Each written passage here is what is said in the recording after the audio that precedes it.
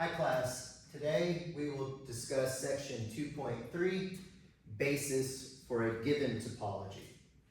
Okay, let's start out with an example. So let's define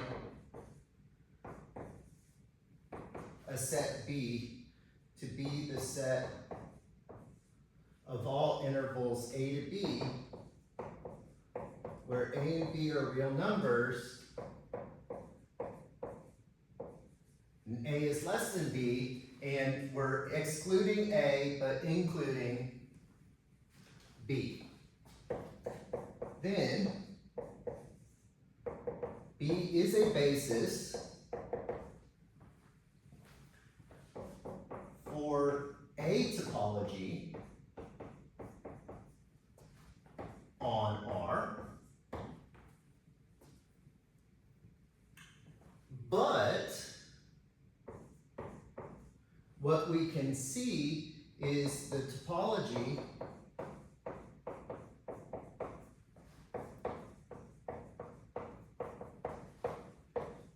generated by this set B is not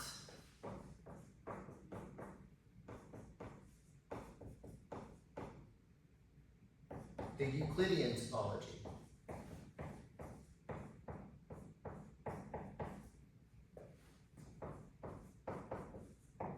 On R. And this is what we call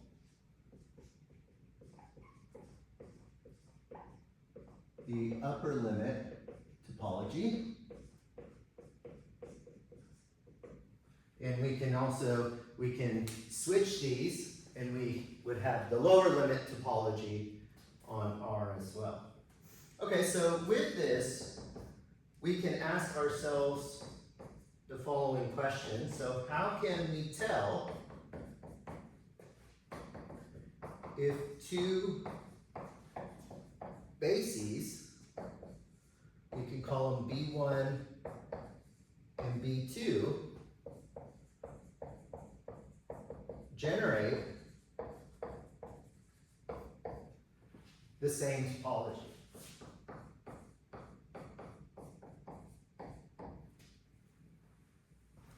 And the answer comes in proposition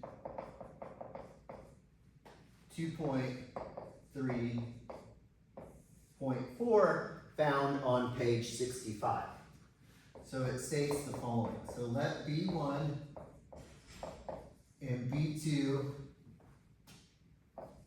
be bases for tau 1 and tau 2 respectively on, let's put on our set, on our generic set X. Here. Okay, then they're equal, right? So they generate the same topology if and only if the following conditions hold. So for each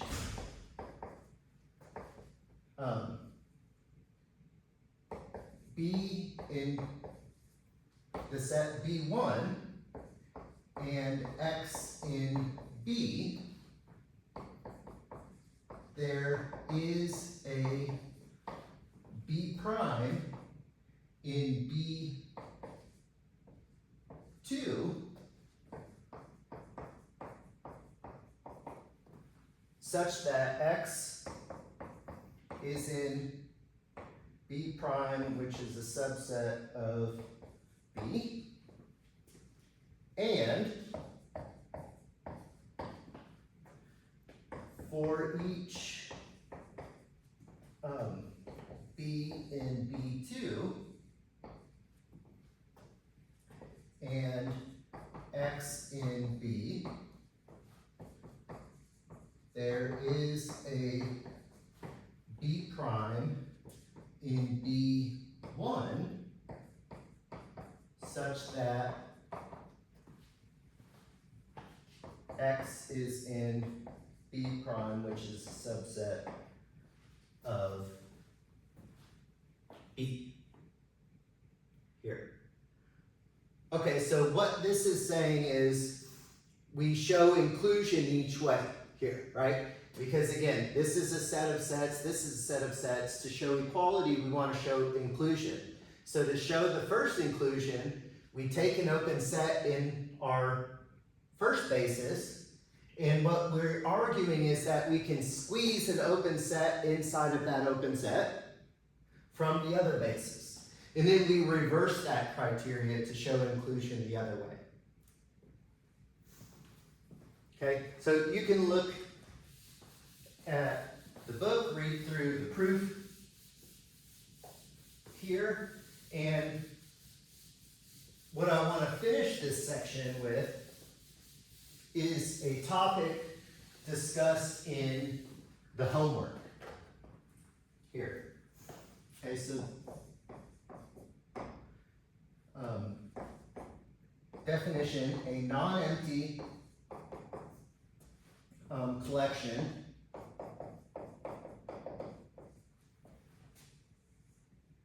S of open sets of a set X is said to be a subbasis for a topology tau if the collection of all finite intersections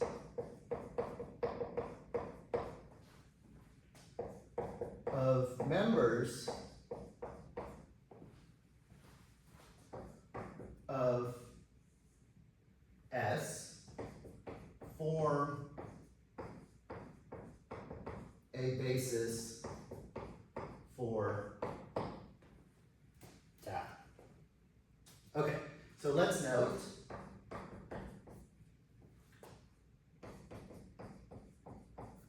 every open set is a union of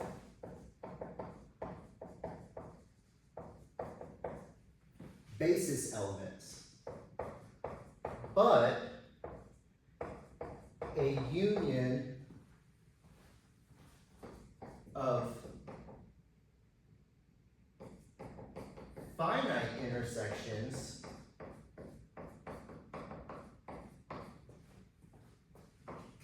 of subbasis elements. Okay, so this is the key difference.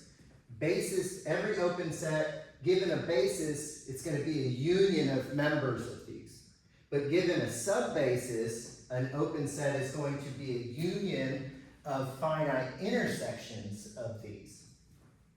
Here, so for this reason,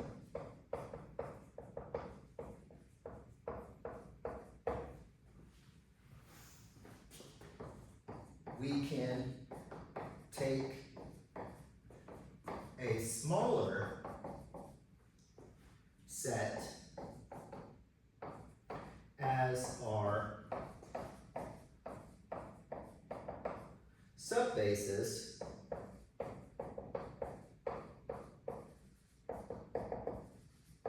which sometimes makes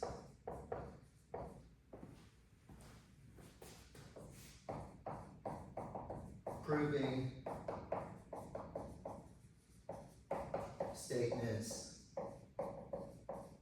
easier, okay? The main requirement, let's squeeze this in. The main requirement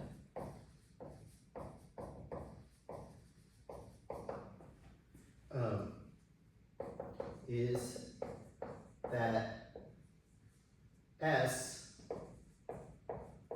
must cover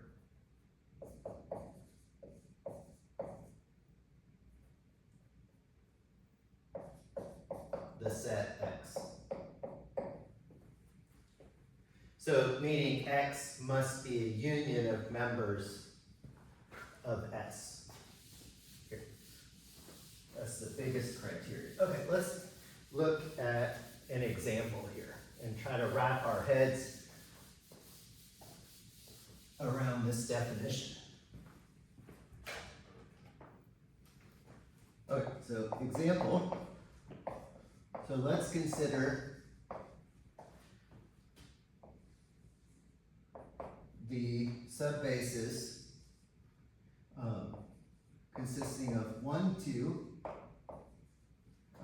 2, 3,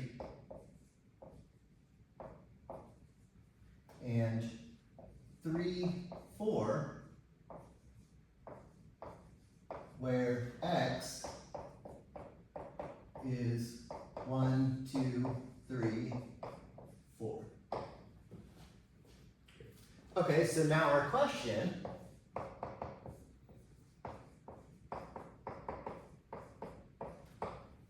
what does our topology look like? Okay, so first of all, what we're going to do is we're going to build this up. So we're going to take our subbases to construct our bases. And we're going to do that by looking at all finite intersections of members here. Okay, so looking at all finite intersections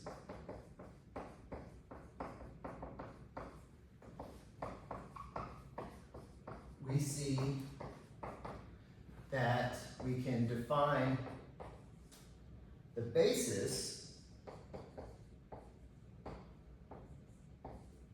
to be the following. Okay, so automatically we get S if we don't intersect anything, and then looking at intersections,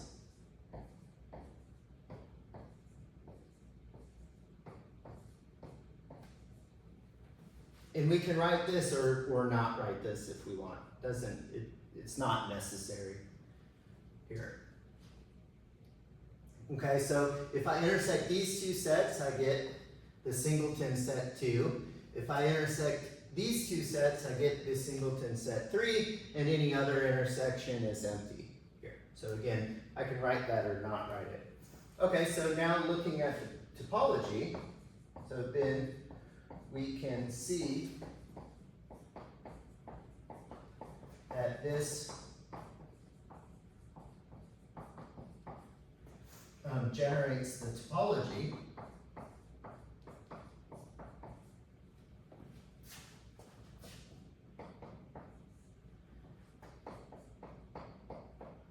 tau, which of course we get X in the empty set, and then I get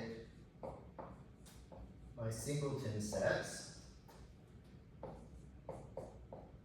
and then I get my 2 element sets,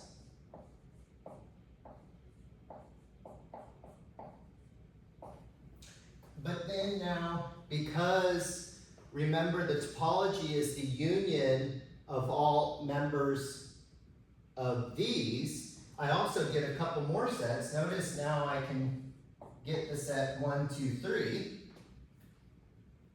because I can union this set and this singleton set to get the 3 element set, and I also get the 3 element set 2, 3, 4,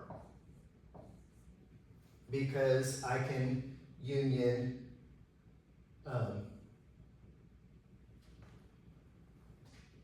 these 2, 2, 3, 4, and then any other union is going to exist already in one of these sets here over the set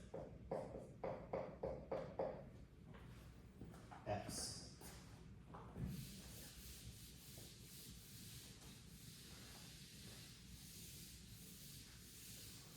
Okay.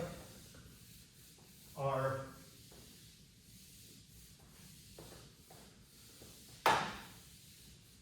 last example we want to look at, this is homework number 5, part 1 in the textbook on page 69.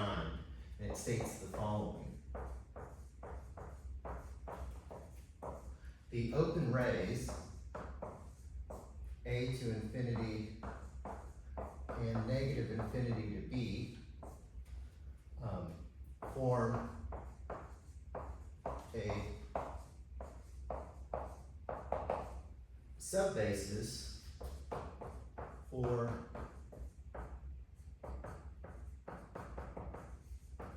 the Euclidean topology.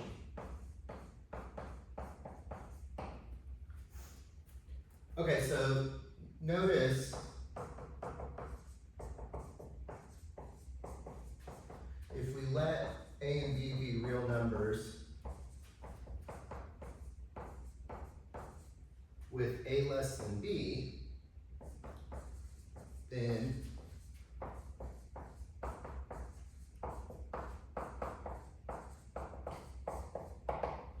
we can see the following here. Okay, so the first statement is negative infinity to A intersect negative infinity to B. So if we take two open rays of the same form and intersect them, we're going to get negative infinity to A. Again, we're assuming A is less than B here. If we take two open rays of the other form here, we will get another, we'll get this one, right? That's the commonality here. But if we take two of different forms, negative infinity to B intersect A to infinity, we get the open interval A to B. And notice if we let A be greater than B, then this is going to be the empty set, right? It'll be disjoint here. So if we look at all finite intersections,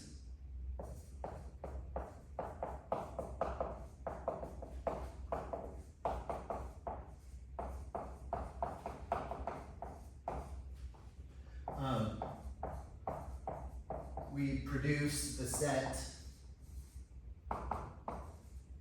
of all open intervals union all rays, open rays here, A to infinity, and then we can take, we can get R here depending on the types of open rays and the empty set here. We don't need to include this if we don't, because we get it in the unions of this. Remember that now the Euclidean topology comes from this basis, and it's going to be the union of all sets in here, right? Any open set is a union of these sets. So we'll get R here, and of course we stated that if A was greater than B, we get the empty set here, okay? And you can do this here and finish this off and convince yourself that yes, we do in fact get the Euclidean topology.